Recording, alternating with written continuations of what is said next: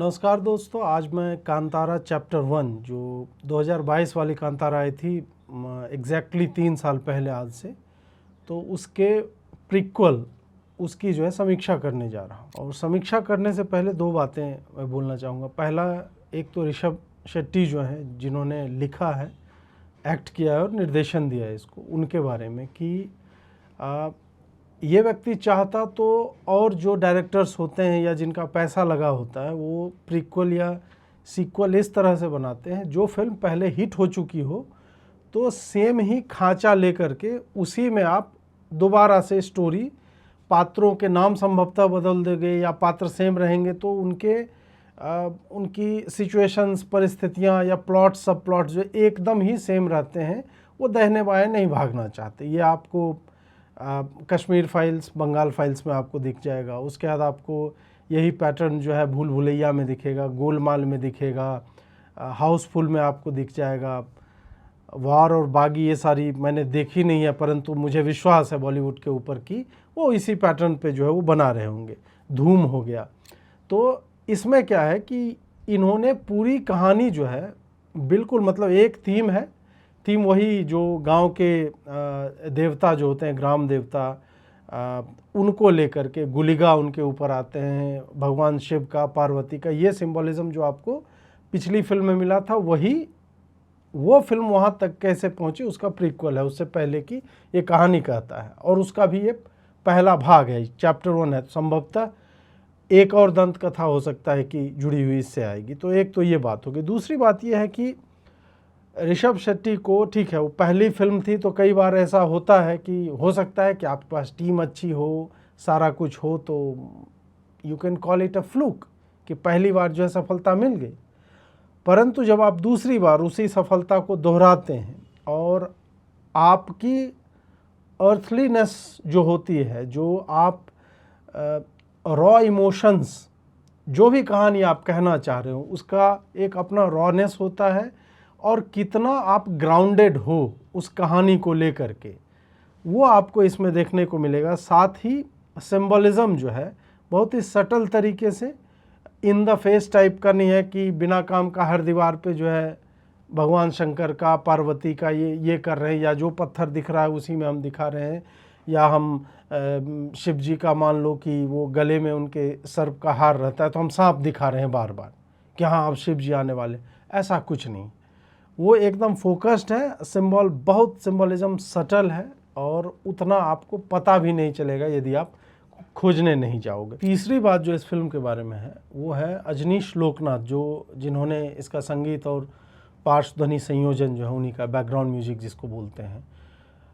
परंतु ये केवल म्यूजिक डायरेक्टर का ही विज़न नहीं होता है। जब तक डायरेक्टर जिसने सोच रखा है फिल्म, जिसने लिखा भी है और जो संभवतः देख चुका है कि ये फिल्म किस रूप में कैसी बनेगी और किस पार्ट में मुझे किस तरह का म्यूजिक चाहिए, ये भी जो है ऋषभ शेट्टी का मुझे लगता है कि अभी जो नए डायरेक्टर्स हैं उसमें जैसे संदीप रेड्डी वांगा हैं, उनका म्यूजिक आपको एनिमल में देखने को मिलता है, और फिर यहाँ पे ऋषभ शेट्टी आप देखो कि वो किस तरह से म्यूजिक को और बैकग्राउंड म्यूजिक को यूज करते, ये देखने को मिलता है। और दूसरी बात, जो मैं रिव्यू स्टार्ट करूं उससे पहले मैं बताना चाह रहा था कि आप मेरे रिव्यूज़ में इस तरह से मत चलिए कि मैं उन लेयर्स को भी देखने लगूंगा जो वहाँ हैं नहीं। मैं उस तरह की समीक्षा नहीं करूंगा कि 20 मिनट का रिव्यू कर रहा हूँ उसमें 18 मिनट अरे बाप रे ये क्या दिखा दिया यार, मैं तो ये सोच के गया था फिर वो हुआ। मतलब सिनेमा हॉल तक जाने का अनुभव और निकलने के बाद का अनुभव, सिनेमा में क्या हो रहा है 2 मिनट, और वो 2 मिनट भी कहानी वो बताते हैं। तो मैं इस तरह की समीक्षा नहीं करता, इसलिए कमेंट में आकर के जो आप लोग जो है ना, लग रहा है कि जिस व्यक्ति का आप लोग नाम लेते हैं वो अपने आप में कोई इंस्टीट्यूशन हो, उसने मतलब फिल्म मेकिंग की पढ़ाई कर रखी हो और वो एकदम नुआंसेस जानता हो, ऐसा नहीं है। और दूसरा एक होता है कि कोरियोग्राफी तो इतनी अच्छी है दोस्तों, मैं क्या ही बताऊं आपको इसके बारे में, अब क्या बताऊं। डायरेक्शन तो इतना बवाल है कि मैं इसके बारे में बता नहीं सकता या सकती। और जब हम एक्शन देखने लगते हैं तो माइंड एकदम ही ब्लोन हो जाता है दोस्तों। और मैं तो ऋषभ शेट्टी ने क्या लिखा है इसमें, मैं नहीं जानती क्या लिखा है, कैसे लिखा जाता है, स्क्रीन प्ले में क्या देखना चाहिए, लेकिन मैं कह दूंगी कि स्क्रीन प्ले तो बवाल ही है दोस्तों। और इस तरह से मेरी 3 मिनट की समीक्षा ख़त्म हो जाती है दोस्तों। तो ये भी यहाँ पे नहीं होगा। मैं बहुत ही विस्तार से टाइम लेकर के एक एक एक्शन सीक्वेंस हैं या सीन्स हैं या अदर सीक्वेंसेस हैं उसको लेकर के हम बात करने जा रहे हैं। तो सबसे पहले तो मैं डायरेक्शन पे बात करूँगा। जब निर्देशन की बात हम करते हैं तो निर्देशक का जो दायित्व होता है वो यह होता है कि आपके जो रिसोर्सेज हैं, आपने पूरी फिल्म का एक विज़न है आपका कि मैं इस फिल्म को ऐसे बनाना चाहता हूँ, आपने उसे अपने दिमाग में देख रखा है, आपको पता है कौन सा डायलॉग कहाँ पे आएगा। और फिर क्या होता है, जब आप बनाने लगते हो तब फिर आपने अपने रिसोर्सेज को जो है आप यूज़ करते हो। वहाँ पे हो सकता है आपको इम्प्रोवाइज़ करना पड़े, या हो सकता है कोई बंदा दूसरा जो है कोई नई चीज़ लेकर के आए। तो वो करने में निर्देशक कितना सफल या असफल होता है, उससे हमें पता चलता है कि निर्देशक कितना अच्छा है, कितने पानी में है, उसको उस सब्जेक्ट की, एक्टिंग की, सिनेमेटोग्राफी की, इन सब को लेकर के उसकी पकड़ कितनी है। तो यहाँ पे ऋषभ शेट्टी जो है, आप देखोगे चाहे पात्र संयोजन आप देख लो कि किस तरह के पात्र हैं। 4 ही मुख्य पात्र हैं इसमें, बाकी जो भी हैं वो बस ऐसे ही हैं, वो सीट फिलर्स आप एक तरह से कह सकते हो, जैसे अवार्ड शो में होते हैं उस तरह से हैं। परंतु इन चारों का कैरेक्टर आर्क देखोगे, जिस तरह से डेवलपमेंट उनका हुआ है वो आपको दिखने को मिलेगा। विजुअली जो है, जिस तरह से इसको रिप्रेजेंट करना चाह रहे थे कि एक आदिवासियों का जीवन किस तरह का होता है, और जब वो बाउंड्रीज क्रॉस करते हैं तब फिर क्या उसके कॉन्सिक्वेंसेस होते हैं। हर एक्शन का जो मतलब कहीं पे भी आपको स्ट्रेच करता है या बोर करता हुआ नहीं दिखेगा। कुछ भी कृत्य हो रहा है तो उसका एक परिणाम है। फ्रेम जो है मुझे वेस्ट होते नहीं दिखे कि कहीं एक्टर ने कुछ किया है तो वो बिना काम का ही है कि जाते जाते कुछ करके चला गया, नहीं। एक एक चीज़ का, अगर आप व्यापार करने के लिए जंगल छोड़ के निकलोगे उसका एक कॉन्सिक्वेंस है। अगर आप अधिक फसल इकट्ठा करने के लिए दूसरे रीजन्स में जाना चाहोगे उसका एक कॉन्सिक्वेंस है। यदि आप अपनी परंपरा से बाहर के लोगों से मिलते हो उसका एक कॉन्सिक्वेंस है। इन्हीं सब को लेकर के ये कहानी जो है वो वीव की गई है। और जो यहाँ पे ग्राम देवताओं के बारे में बताया गया, चाहे गुलिगा हो, पिंजरली हो, या शिव पार्वती के अलग अलग वेरिएशंस हों, और गुलिगा भी अलग अलग तरह के आते हैं, एक ही बार देह पे जब आता है तो वो अलग तरह से आता है, परंतु वो कभी भी आपको है तो सुपर नेचुरल, लेकिन वो जो करता है वहाँ पे वो आपको सुपर नेचुरल नहीं लगेगा, क्योंकि हम सब कहीं ना कहीं इस तरह की ग्रामीण परंपराओं से पल बढ़ करके बाहर आए। यदि थोड़ा भी आपने देखा होगा, हमारे मिथिला में भगत आना उसको बोलते हैं, देह पर भगत आते हैं। आप पहाड़ी क्षेत्रों में चले जाओ तो वहाँ पे देह पे देवता आते हैं। रात में पूरा काल रात्रि टाइप का एक आयोजन होता है, उसमें जो है शिवलिंग के आसपास या भगवती जो होती हैं उनके आसपास फिर नृत्य होता है, लोग नाचते हैं, अपने आप को लोहे से मारते हैं। इस तरह का आपने ट्रेडिशन देखा होगा। देवताओं की पालकियाँ निकाली जाती हैं। जब आप उस ट्रेडिशन से पल कर के निकले हों तो आपको फिर वो सुपर नेचुरल नहीं लगता है, वो लगता है कि ये हमारी सोसाइटी का, हमारे समाज का एक पार्ट है। और कई जगह मतलब इसका जो थीम है वो ट्रांसग्रेशन का है कि हम जब सीमाओं को तोड़ते हैं तो फिर विनाश होता है।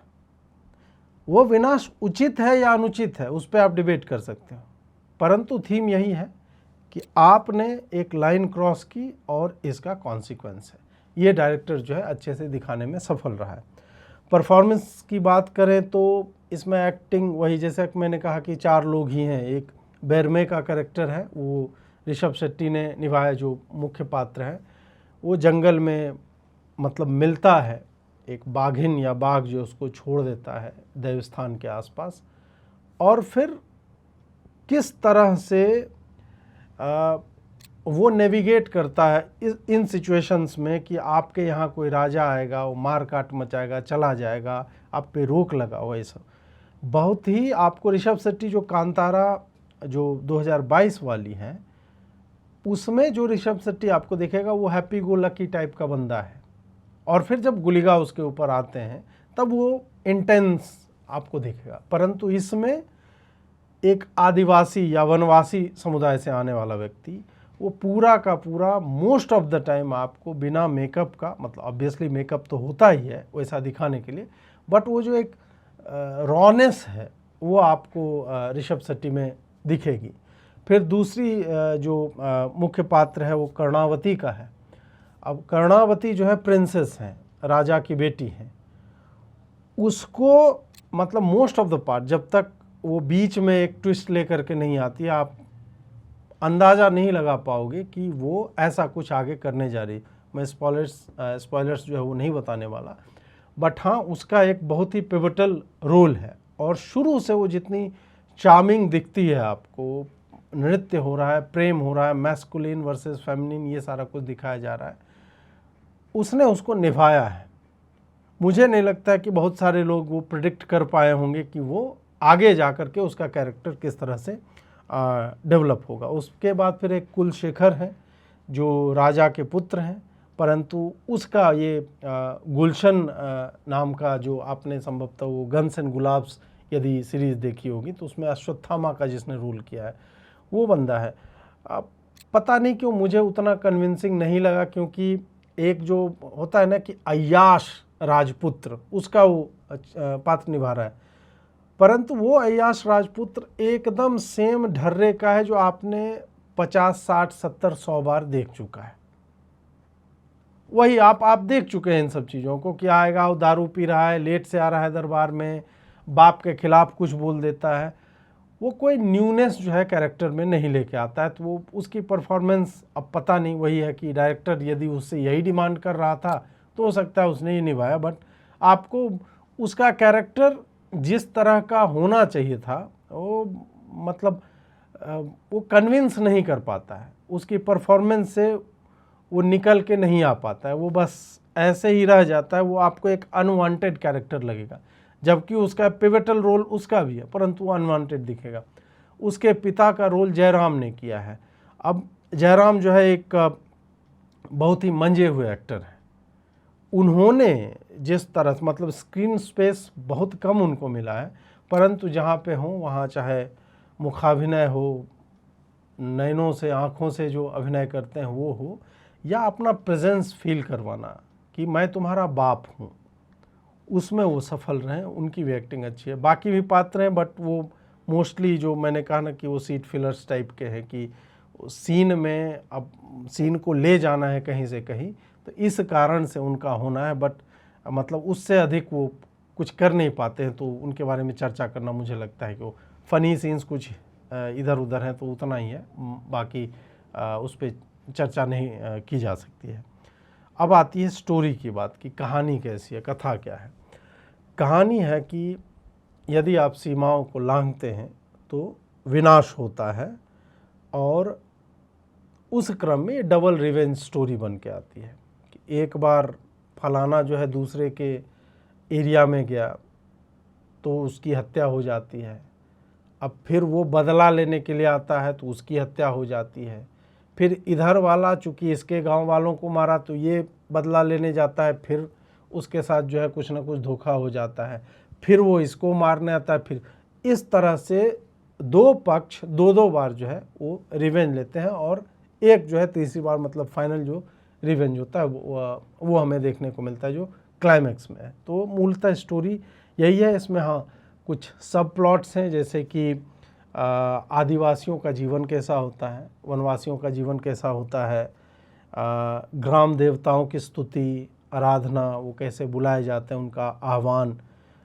नेचर और ह्यूमन का कॉन्फ्लिक्ट जो है उसको लेकर के आपको मतलब छोटे छोटे सब प्लॉट्स हैं कि क्या है ये, और फिर ट्रेडिशनल मॉडर्न, और मॉडर्न का मतलब ये नहीं कि हम 2025 की बात कर रहे हैं, मॉडर्न मतलब उस समय के हिसाब से एक पारंपरिक जो लोकाचरण है जो एक एरिया में जो जंगलों का है, और दूसरा जो लाइफस्टाइल जंगलों से बाहर जो नगर या जो आप कह सकते हो विकसित गांव होते हैं। यहाँ पे ऑब्वियसली राजा का एक छोटा सा किंगडम है, तो उसके बारे में। तो ये मूलतः कहानी है। एक बात जिसने मुझे सबसे अधिक प्रभावित किया इस फिल्म में वो यह है कि आप कहीं ना कहीं इस फिल्म को ह्यूमैनिटी कैसे इवॉल्व करती है। मतलब जैसे लोग पहले गुफाओं कंदराओं में रहते थे और उसके बाद उन्होंने जो है एग्रीकल्चरल टेक्निक्स जो है वो सीखी, उसके बाद हथियार बनाना सीखा, तो उसका पैरेलल आपको यहाँ पे दिखेगा कि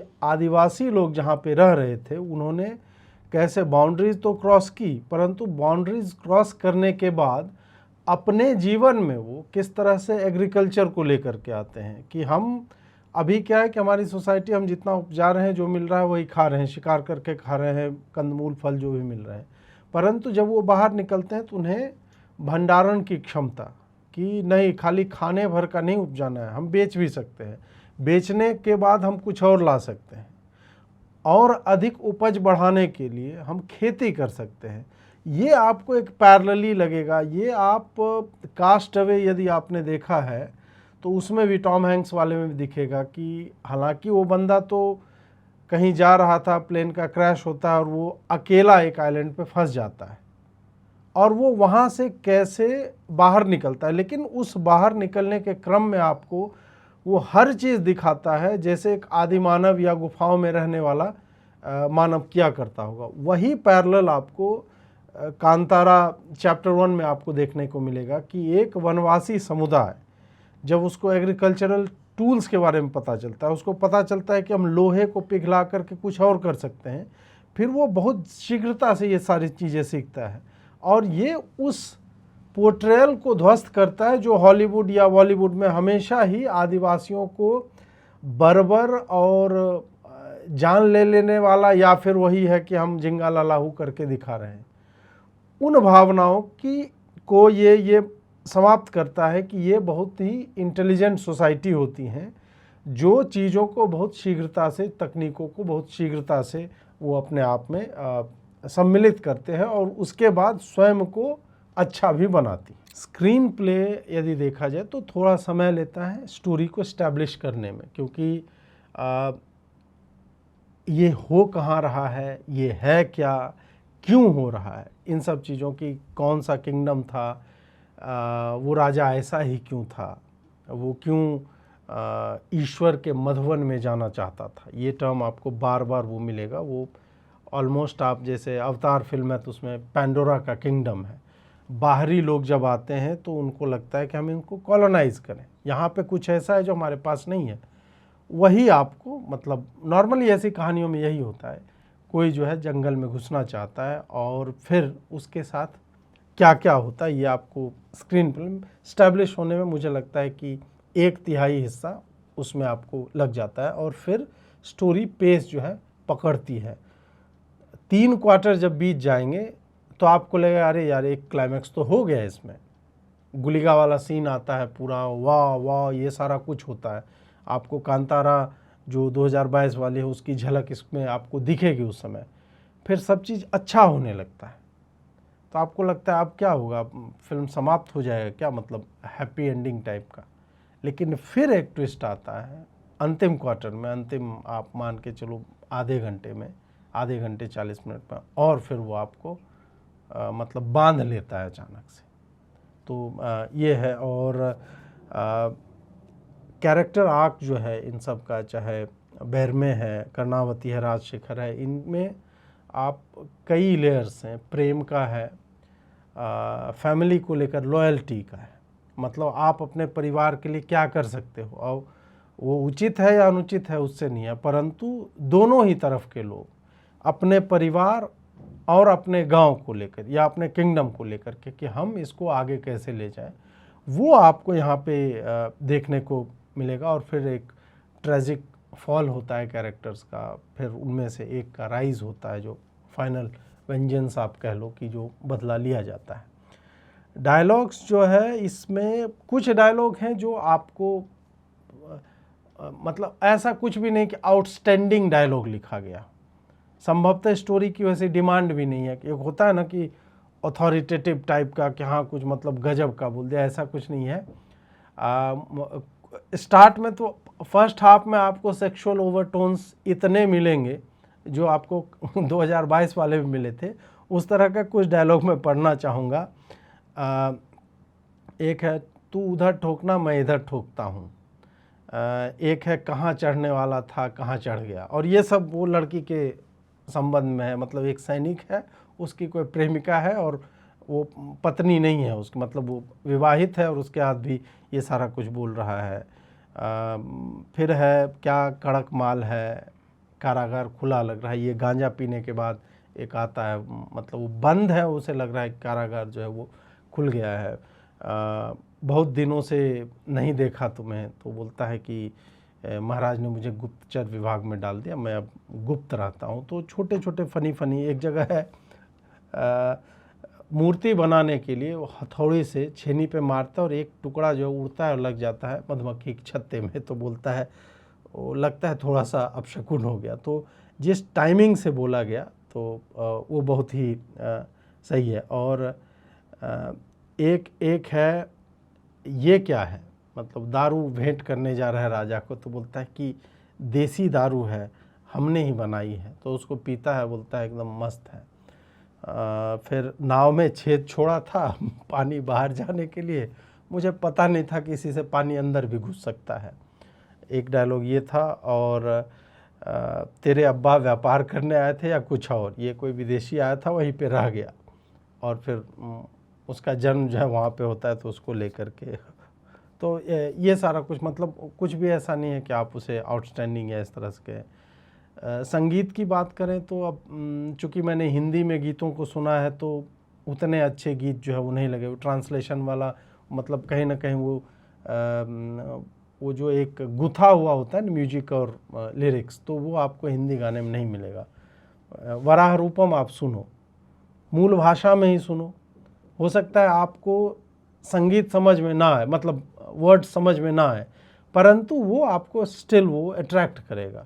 तो इसमें वराह रूपम, हालांकि अंत में जो आता है वो गाना, परंतु दूसरे जो गाने हैं, जो कहीं फाइट सीक्वेंस चल रहा है उस वक्त, कहीं पे आग लगाया जा रहा है उस वक्त, तो वो गाने चलते हैं और गाने भावुकता भरे शब्दों वाले हैं। परंतु वही है कि वो चूँकि हिंदी में है, तो मुझे हिंदी वाले गाने उतने अच्छे नहीं लगे।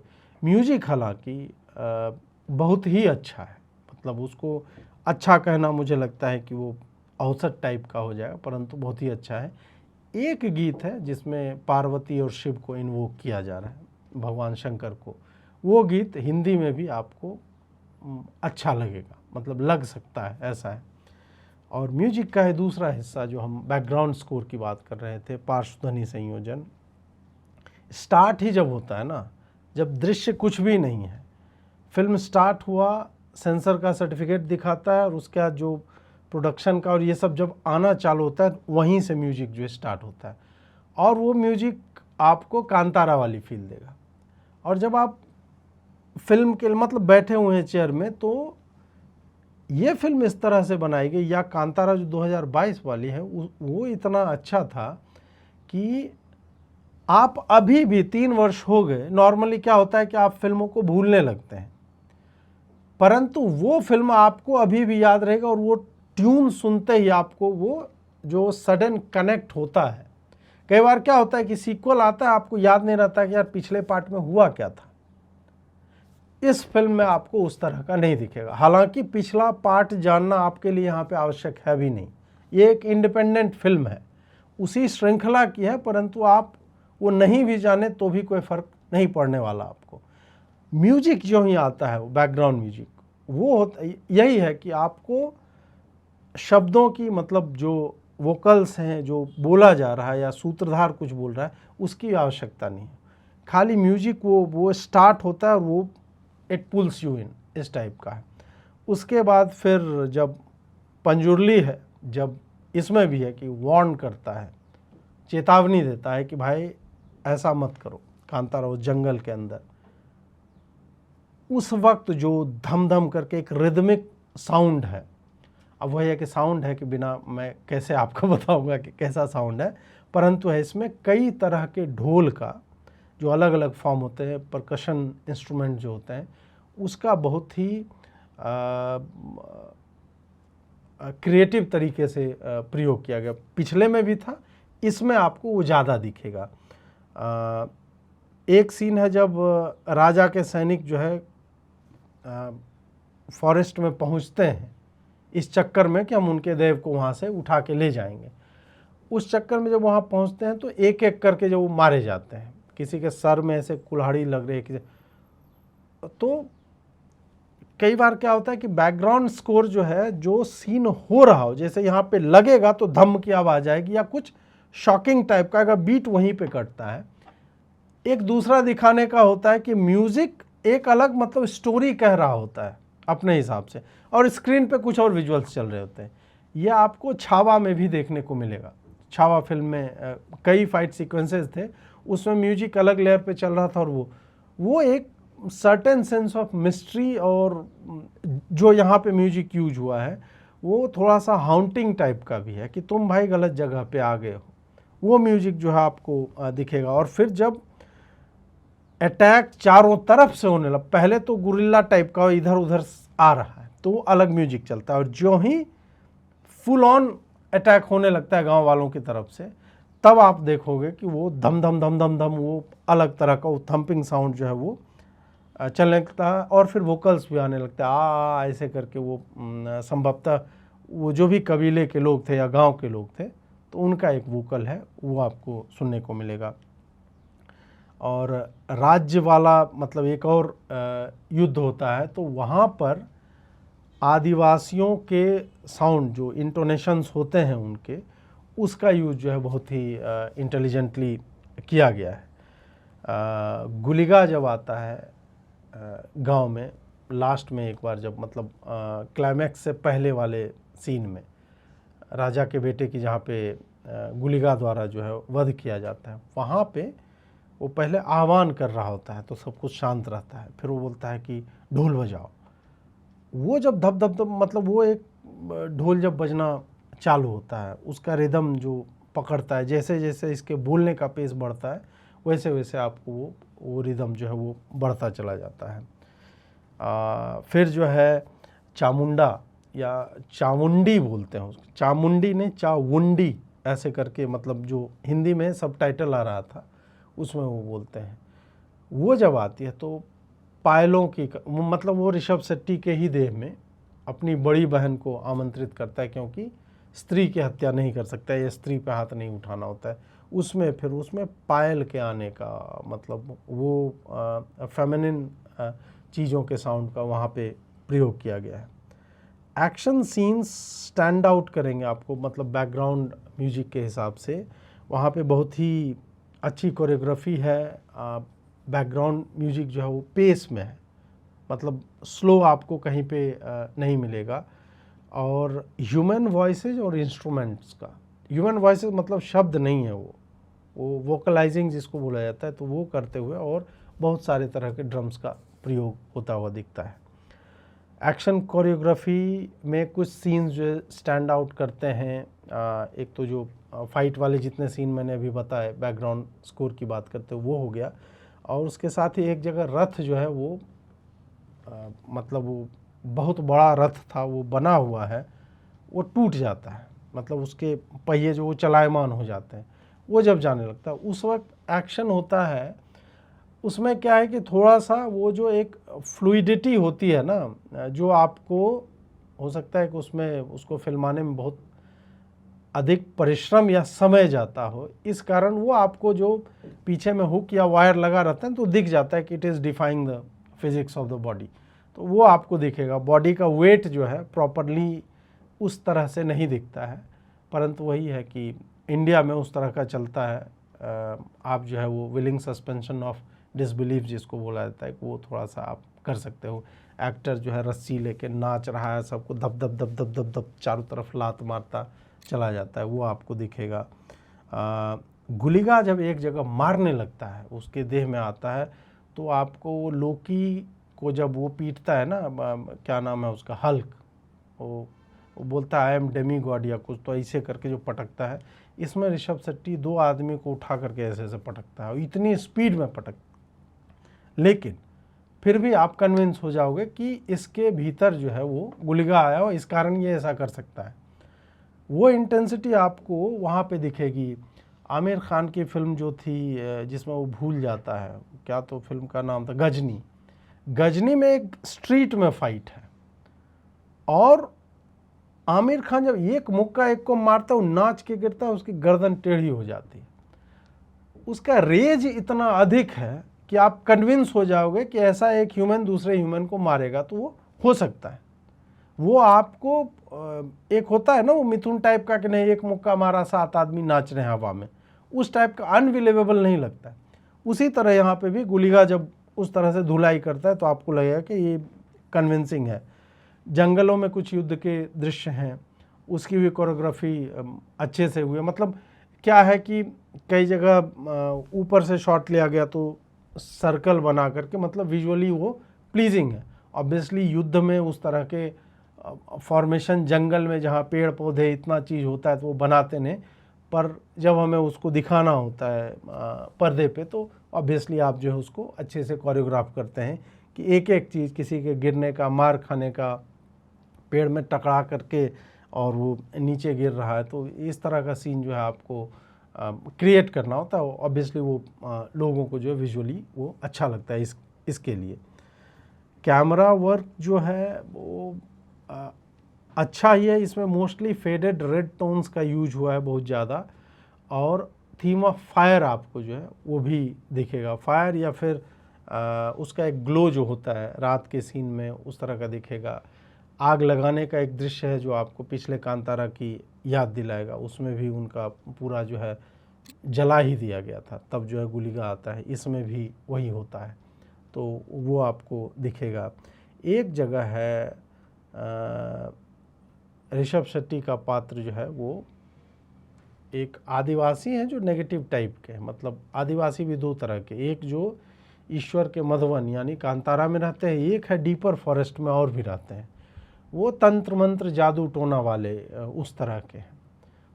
उससे जो उसका युद्ध होता है एक जगह पे, मतलब इसके टीम के 10 लोग हैं, उन लोगों ने घेर करके इसको जो है मारने की चेष्टा की। वहाँ पे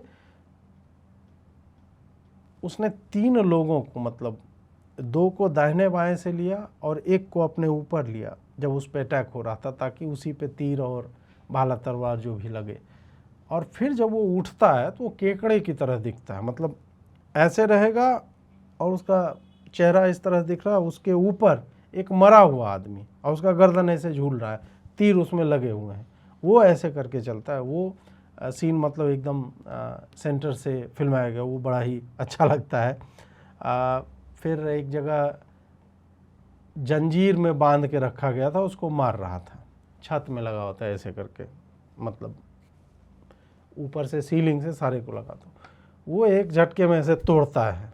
और फिर एक वहीं पे एक डायलॉग भी है उसका कि आप आए थे हमारे यहाँ तो हम भी जो है सोचे कि आपके दर्शन कर लें, इस टाइप से।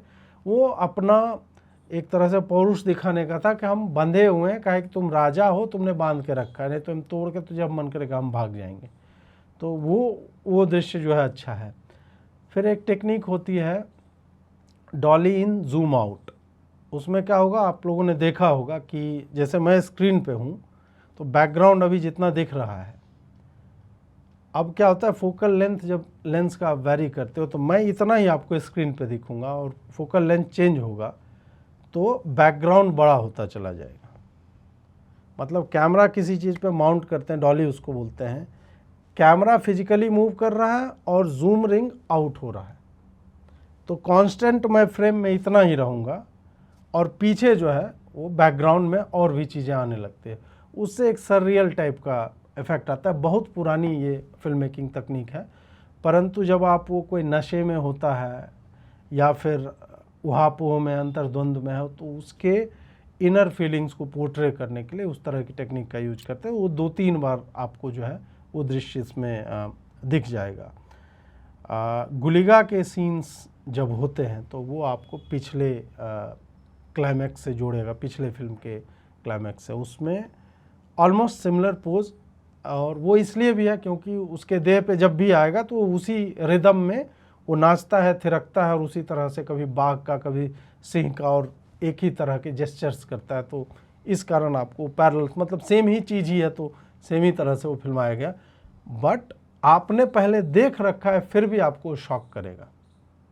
वो इंटेंसिटी उसने जो है अच्छी पकड़ी है। और एक बात इसी सीन में कि ऋषभ शेट्टी चाहता तो सेम चीज़ रिपीट कर देता पूरा का पूरा, क्योंकि पिछले बार का क्लाइमैक्स बहुत लंबा था गुलिका वाला।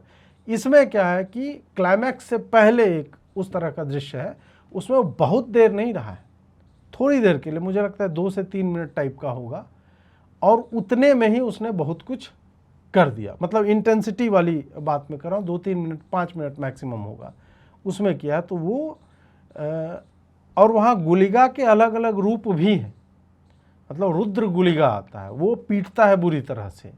फिर स्वामी राजा गुलिका एक हैं, एक नेत्तर गुलिका है, एक अग्नि गुलिका है, ऐसे करके अलग अलग एक और थे, वो भी था। तो वो आपको मतलब 10-10 सेकेंड में वो चेंज होता जाता है उसका रूप, अलग अलग इमोशन अलग कार्य करने के लिए अलग तरह का वो गुलिका वहाँ पे आ रहा है उनके देह में।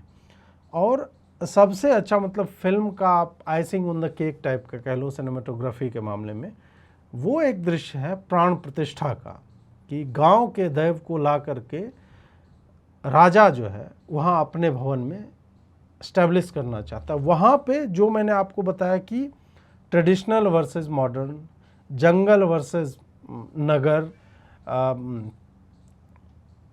मतलब जो सामान्य है और सुपर नेचुरल है उसका, masculine versus feminine, traditional art forms, इन सब का प्रदर्शन एक गीत है। और ये उत्सव चल रहा है, उसमें आपको उसमें शैडो पपेट्स आपको दिखेंगे जो चमड़े के होते हैं, शैडो पपेट्स, उसका बनाने का एक विधि है। हम लोग जब सिनेमा पढ़ रहे थे तो हमें ट्रेडिशनल आर्ट फॉर्म जब बताया जाता था तो उसी में ये सारा कुछ, चाहे फाइटिंग वाला हो या फिर परफॉर्मिंग आर्ट्स होते हैं, यक्षगान हो गया, उसी में ट्रेडिशनल ये जो स्किन जो खाल होते हैं उसको ट्रांसल्यूसेंट कैसे बनाते हैं, उससे फिर शैडो पपेट, और शैडो भी कलरफुल, उसमें कलर्स भी डालते हैं क्योंकि वो ट्रांसलूसेंट हो जाता है स्किन, उसका यूज होता है। फेमिनिन और मैस्कुलिन एनर्जी का वहाँ पे ये जो है कर्णावती, उसका डांस चल रहा है और ये ढोलक लेके पूरा मस्कुलर रुद्राक्ष बांधे हुए धम धम ढोलक बजा के नाच रहा है। वो आपको जक्सपोजिशन जो है वो दिखेगा, और पूरा एक जो स्थानीय संस्कृति होती है उसकी वाइब्रेंसी क्या होती है वो आपको उस सीक्वेंस में देखने को मिल जाएगा। एडिटिंग, कुछ फ्लैशबैक्स हैं, कुछ 1-2 जगह विजन्स आते हैं, उसको पूरा देख लेता है आँख बंद करके क्या हुआ था नहीं हुआ था, कुछ छूते ही वो सारा कुछ है। फ्लैशबैक 1 ही 2 जगह है। तो एडिटिंग का मोस्टली स्टोरी जो है वो लीनियर ही चलती है। लीनियर में भी क्या होगा कि जहाँ पे 2 जगह मान लीजिए चिता जल रही है, गांव में भी रक्तपात हुआ है और इधर भी राजा का बेटा जो है मर गया है, तो उसको पैरेलल दिखाने के लिए आपको एक बार ये एक बार वो, मतलब एक ही सीक्वेंस चल रहा है, एक ही स्टोरी मॉर्निंग का है, मतलब लोग शोकाकुल हैं, तो वहाँ के लोग हैं, यहाँ के लोग हैं, फिर थोड़ा वहाँ, फिर थोड़ा ये करके दिखाया। बट एडिटिंग का मतलब ऐसे में मुझे नहीं लगा कि बहुत ज़्यादा कुछ स्कोप हो जिसमें हम एडिटिंग के बारे में बहुत गहराई में जा कर के बात कर सकें। सिंबलिज़म है, जैसे हिंदू डेटीज़ हैं, भगवान शिव हैं, उनके गण होते हैं, वो हैं। एक गण तो मतलब वो लास्ट का है, मैं स्पॉइलर नहीं डालना चाहूँगा, वो है, वो एक्चुअल में वो ह्यूमन नहीं है, वो वहाँ पे दिखता है। फिर आपको पार्वती माता का नाम बार बार लिया जाता है, रुद्राक्ष आपको थ्रू आउट दिखेगा, त्रिपुंड दिखेगा, त्रिशूल दिखेगा पत्थर के ऊपर, मतलब एक जेनरिक सा बनाया हुआ। और अंत में जो है शिवलिंग भी दिखता है। वराह और सांड, बुल भी, वो भी आपको स्टार्टिंग में ही वो पूरा फायर का बॉल जो होता है वो करके दिखाया गया। तो ये सारा आपको सिंबलिज्म देखने को मिलेगा। गुलिका के रूप जो आप कह सकते हो कि भगवान शिव के जो रुद्रावतार और इस तरह के होते हैं ना, काल भैरव, और ये फॉर्म्स अलग अलग इमोशंस को रिप्रेजेंट करने के लिए, वो आपको देखने को मिलेगा।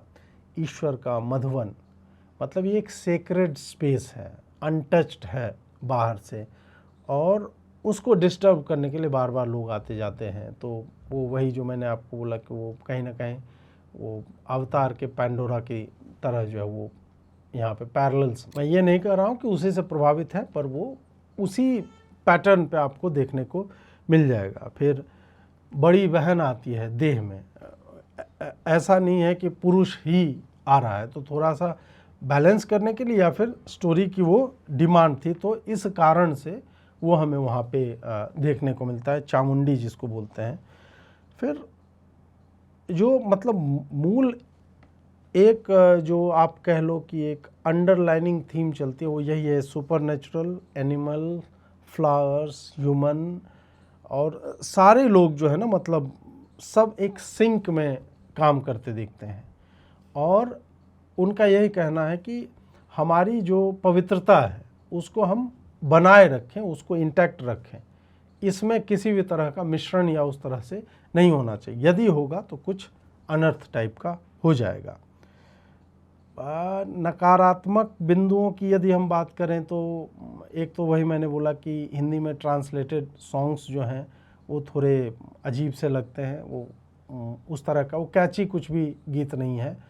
और सब टाइटलिंग जो है, जब वो संभवतः कन्नड़ भाषा में ही जब आह्वान होता है गुलिगा का, तब जो है, या दैव का आह्वान जब होता है तब जो वो बोलते हैं, तो नीचे जो हिंदी में लिखा हुआ आता है वो जो है वो उसमें कई जो है त्रुटियां हमें देखने को मिली कुछ कुछ जगहों पे। और ये अपवाद स्वरूप, चूँकि नेगेटिव पॉइंट्स मैंने बोला है इस कारण मैं बोल रहा हूँ, बैकग्राउंड साउंड जो है कहीं कहीं ओवर पावर कर जाता है डायलॉग को।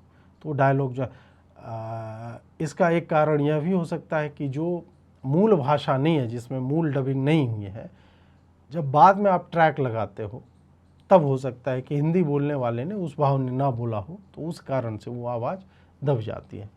तो यही मेरी समीक्षा है और आशा करता हूँ कि आप लोग जा कर के देखेंगे। और देखने के लिए इस कारण मत जाइए कि मैंने कहा है या फिर ये हिंदू सिंबलिज्म, नहीं, ये फिल्म अच्छी है। अब कुछ लोग बोल रहे थे कि यार उसमें SC ST को एक क्षत्रिय जो सता रहा है इसको सेलिब्रेट किया गया। नहीं, पहली बात, 9वीं शताब्दी में SC ST नहीं होता था। जो भी आपको ये चूरन बांट रहा है उससे पूछेगा कि 9th सेंचुरी में ये कहाँ से होता था, या फिर क्रिश्चियन मिशनरी का थीम। मतलब उनको लग रहा है कि ये फिल्म बना कर, ये जो फिल्म बनाई गई है ये क्रिश्चियन मिशनरीज का थीम है। भाई पिछली फिल्म में भी तो वो ये कर सकता था ना, पिछली फिल्म में तो नहीं बोले। वही बंदा अब बना रहा है, तो अब ये जातिवादी नैरेटिव इसमें आ गया। और क्या क्षत्रिय राजा दुष्ट नहीं होते थे? भगवान परशुराम ने जो कहा 21 बार हमने क्षत्रियों से धरती खाली कर दी, तो उन्होंने ये नहीं कहा कि जितने भी क्षत्रिय थे सबको मार दिया। नहीं, जो दुष्ट राजा थे, जो धर्माचरण नहीं कर रहे थे, वो विष्णु के अवतार हैं। ऐसा नहीं कि निर्दोष और निरपराध लोगों की हत्या करते चलेंगे। तो भाई उनके भी त्रेता में जब धर्म 3 टांग पर खड़ा होता है, धर्म का वृषभ, तब भी पापी और दुष्ट राजा होते थे। द्वापर में भी भगवान कृष्ण ने किसका संहार किया? उन्होंने, उनका भी तो, जो महाभारत से पहले भी तो मारा है उन्होंने राजाओं को। किसका वध किया? तो आप कहोगे कि नहीं, एक क्षत्रिय जो है वो मार दिया दूसरे क्षत्रिय को, या वो यादव था उसने मार दिया क्षत्रिय को, ये करोगे आप? ये 9th सेंचुरी की फिल्म है। फिल्म को फिल्म की तरह देखिए, और उसमें एक कहानी है कि भाई इस तरह से ऐसे ऐसे। अब उसमें आदिवासी भी तो थे जो काला जादू कर रहे हैं, वो भी लोगों को मारने के चक्कर में लगे रहते थे। कहानी लिखी गई, मतलब don't look for themes that is not there. आप अपने पूर्वग्रहों को लेकर के मत बैठिए देखने और उसमें बोले कि नहीं मैं लेके चलता हूं, इसमें जातिवाद है। अब राजा है उसको मैं क्षत्रिय बनाऊं, कहाँ कहा गया वो राजा क्षत्रिय है? एक भी जगह नहीं। ना नाम से आप कह सकते हो क्षत्रिय, कुछ नहीं, जरूरी नहीं कि वो क्षत्रिय हो। या फिर जो वनवासी हैं, शेड्यूल कास्ट ट्राइब, भाई किसने दे दिया? इस तरह के मैं कहूँगा ये सब वही बात है ना कि जबरदस्ती का अपना जो है कि नहीं मैं कुछ अलग बता रहा हूँ आपको, उस चक्कर में फिल्म को छोड़ करके बाकी दुनिया जहान सब आपको बता दिया जाएगा। यदि आपको लगता है कि दैट गाय और girl is an institution in him और हर सेल्फ, देन बढ़िया, आप बिल्कुल उनका देखें। परंतु हाँ, ये सब लोड मत लीजिए कि वो ज़्यादा हिंदू है, मैं कम हिंदू हूँ, वो सर्टिफाई करेंगे तभी जो है वो फिल्म समीक्षा जो है उचित मानी जाएगी। इन चक्करों में ना पड़ें। फिल्म अच्छी है, मुझे अच्छी लगी, और मैंने आपको 15 बिंदु बताए अलग अलग, जिसके कारण मैं ये मानता हूँ कि ये फिल्म अच्छी है। जो लोग बुरी कह रहे हैं उनको बोलिए कि आप इन सारे इंस्टेंसेज पे बताओ कहाँ पे क्या फ्लॉज हैं। समीक्षा इसी तरह से की जाती है। मुझे ऋषभ शेट्टी ने पैसे नहीं दिए, ना ही जब मैं किसी फिल्म की बुराई करता हूँ तो उसके बुराई के लिए मुझे पैसे मिलते हैं। हर कार्य समर्थन या विरोध में जो होता है उसके पैसे नहीं दिए जाते हैं। अगर मिलते तो फिर क्या ही बात होती। जुड़ने के लिए बहुत बहुत आभार। नमस्कार।